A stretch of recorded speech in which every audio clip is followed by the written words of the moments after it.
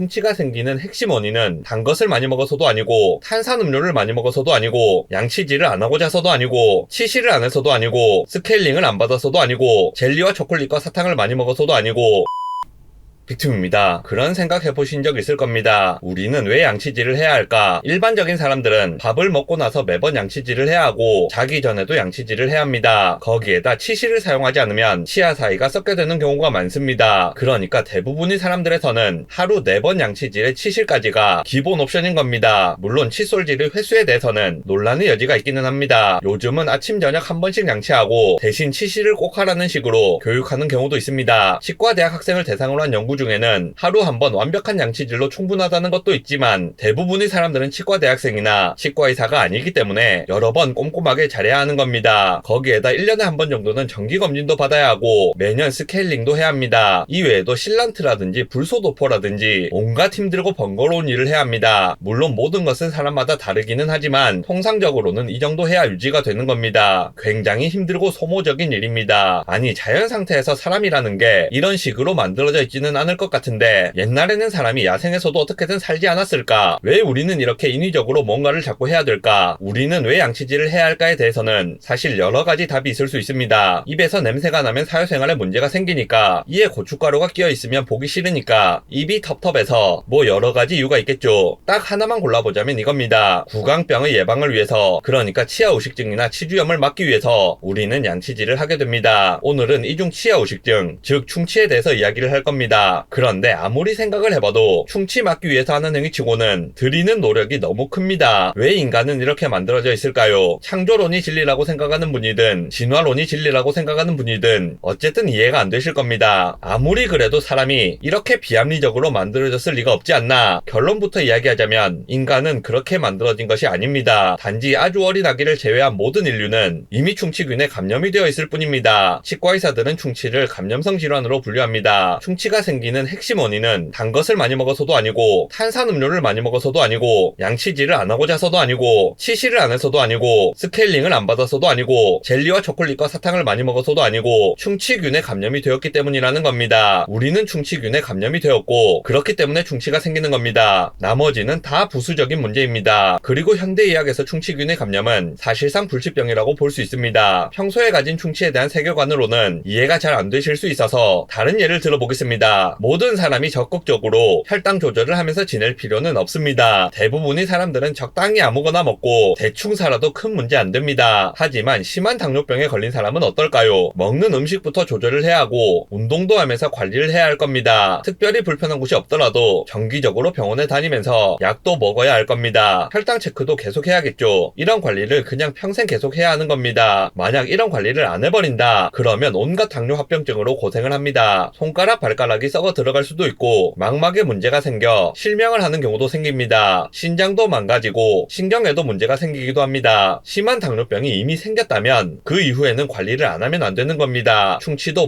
마찬가지입니다. 충치균과 치주염균에 감염이 안 된 사람은 양치도 대충 해도 되고 단 것을 많이 먹어도 아무 문제 없습니다. 하지만 이미 감염된 사람은 매일매일 꼬박꼬박 양치질과 치실을 하고 아픈 데가 없어도 정기적으로 치과에 가서 검진하고 스케일링 받고 해야 하는 겁니다. 그렇지 않으면 이가 다 썩습니다. 당뇨병에 이미 걸린 환자가 관리를 안 하면 온갖 합병증에 시달리는 것처럼 충치균 감염자 역시도 관리를 안 하면 온갖 고통을 다 받게 되는 겁니다. 당뇨병에 안 걸렸으면 좋았을 텐데 당뇨병에 이미 걸린 상태라면 그렇게 소모적이고 지루한 관리를 평생 동안 해야만 하는 겁니다. 충치균에 감염이 안 됐으면 좋았을 텐데 충치균에 감염이 이미 된 상태라면 그렇게 소모적이고 지루한 관리를 평생 동안 해야만 하는 겁니다. 충치균은 대부분의 감염병과 같이 감염된 숙주로부터 감염이 되는 겁니다. 자연 상태에서 그냥 존재하는 것이 아니라는 겁니다. 아직 충치균에 감염되지 않은 아기들은 양치질을 안 하고 자도 이가 안 썩습니다. 고대 인류 화석을 살펴보더라도 충치균에 감염이 안 된 사람의 화석이나 충치균이 발생하기 이전의 화석에서는 아예 충치가 없는 경우가 많습니다. 그 당시는 칫솔이나 치약이나 치과의사가 없었을 것이고 양치질 해야 된다는 개념 자체가 없었을 텐데 충치가 없는 겁니다. 원래 충치는 풍토병이었을 가능성이 높습니다. 요즘 같은 경우도 특정한 지역에 사는 사람에게만 발생하는 병들이 있죠. 거죠. 그런데 이 감염균이 전 세계로 퍼지게 되면서 지금 인류는 사실상 아기를 제외하고는 모두가 이 불치병에 걸려 있는 겁니다. 아니 그러면 어떻게든 충치균을 없애면 충치가 안 생기는 건 아닙니까? 맞습니다. 하지만 구강 내 세균은 구강 조직의 내부나 치아의 안쪽에서도 발견되기 때문에 이걸 제거하는 게 사실상 불가능합니다. 엄청 독한 소독약이나 항생제 같은 것을 퍼부어도 그 과정이 끝나고 나면 구석에 숨어있던 균들이 다시 증식을 하게 되는 구조입니다. 그런 짓을 하면 오히려 구강 내 세균과 경쟁을 하던 곰팡이균이 경쟁 상대가 없어지다 보니까 신나게 증식을 해서 진균 감염과 관련된 다른 병에 걸리게 됩니다. 캔디다 뭐 이런 거 말하는 겁니다. 일반적인 상식선에서는 이게 될 것 같은데 사람의 몸은 참 신비롭기 때문에 온갖 방법을 다 동원해도 한 번 감염된 충치균이 없는 상태를 유지하는 것은 사실상 가능한 일이 아닙니다. 만약 어떻게 없앴다고 해도 어차피 주변 모든 사람들이 다 충치균에 감염되어 있기 때문에 금방 다시 옮게 됩니다. 물론 연구가 계속 이루어지게 된다면 언젠가는 충치균을 몰아낼 수 있을 것이고 그렇게 되면 인류는 충치로부터 해방이 될지도 모르겠습니다. 하지만 어쨌든 지금 우리는 충치균에 감염되어 있는 상태고 이것을 부정할 수는 없습니다. 내가 감염되지 않았다고 믿는다고 해서 아니면 감염된 상태를 모른다고 해서 문제가 안 생기는 것은 아니기 때문입니다. 당뇨병 환자가 평생 관리를 하면서 주기적으로 병원도 계속 다녀야 하는 것처럼 충치균 감염자인 우리들은 평생 관리를 하면서 주기적으로 치과에 갈 수밖에 없는 겁니다. 영상 요약하겠습니다. 충치는 감염성 질환입니다. 그리고 우리는 충치균에 이미 감염되어 있기 때문에 적극적인 관리를 하지 않으면 충치가 생기게 됩니다.